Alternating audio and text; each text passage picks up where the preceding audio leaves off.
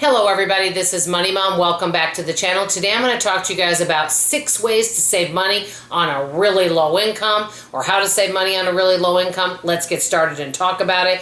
The reason I'm doing this video is my income over the last 5 years is substantially lower, and that's why I thought this topic would be good. Also, I did this video a couple years ago, and I went back and watched it, and my ideas on that video are different than what I'm going to share today. I'll link that video at the end of this, so I highly recommend you watch that one after you're done watching this one. So the first way is something that I would love to see come back in style again, and it was something I grew up doing. Number one, bartering and sharing your goods or whatever you have in your home, sharing some of your talents and some of your time. If we all did more of that, I think it would save us so much time. It'd be better for the environment because there would be a lot less waste. And we did this growing up. We would share food with each other. For example, a next door neighbor, he would be someone that would go fishing, and then he would bring a lot of fish over to us. And then my mom, for example, might make some of her famous banana bread and then share a loaf with that family. And people would just share and do for each other. My mother drove at the time, but a next door neighbor didn't drive. And so my mom would maybe bring her on errands and things, and then this friend would do nice things for her in return. I'm not saying that everything has to be reciprocal. We can do nice and kind things without expecting things in return. But I just think that it would be wonderful if we would all share our resources with each other. Another example I gave a long time ago on the channel is years ago, I had one dress and a pair of dress sandals. I had it for a wedding.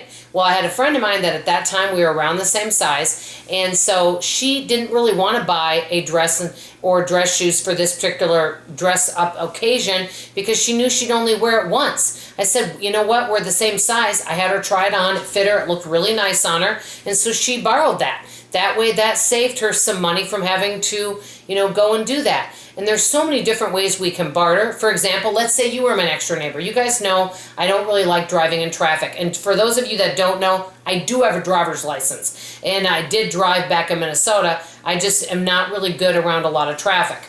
That being said, let's say you took me shopping, and for you taking me shopping, maybe when I did some meal prep, I made some of your favorite things and brought it over to you.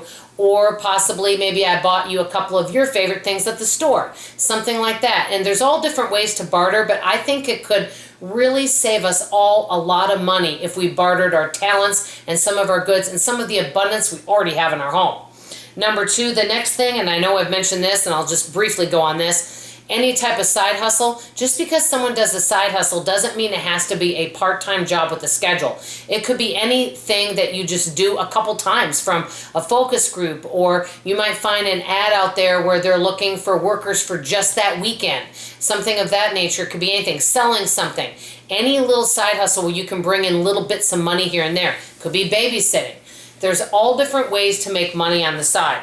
Number three, and this is another one, I've done this before, but not very successfully because it does take a lot of time. I know that some folks are on a really tight income and they have a very detailed budget, but I do think that many of us may have little small money leaks. It could be $1 here, $5 here. A long time ago I did a video saying it's only $1. Well, those things that are only $1 can really add up over time. So tracking every single penny and just seeing where there might be areas that you can tweak can really make a difference. And one example would be if you have a $25 a week grocery budget and you spend $24, maybe taking that $1 and putting it in savings. That would be an example. And number four, yes, I think we can live off a small income, but this is my question. Are your four walls taken care of? Because there are times, in my opinion, that you can cut to the barest of bones.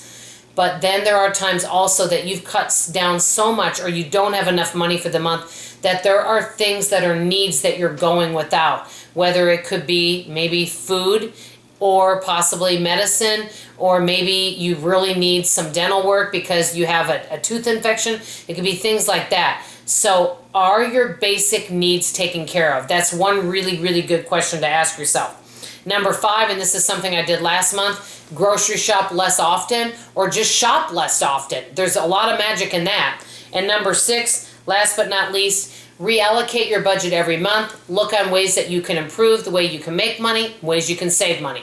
I want to know from any of you, are any of you, if you want to share on a really low income? If you are, I'd love to know some tips and tricks from you that maybe I haven't mentioned of how you save on a low income. At the end of this video, please look at the other video that I showed that I did a few years ago on how to save on a low income. That's all for now. This is Money Mom signing off, and as always, I love you. Bye-bye.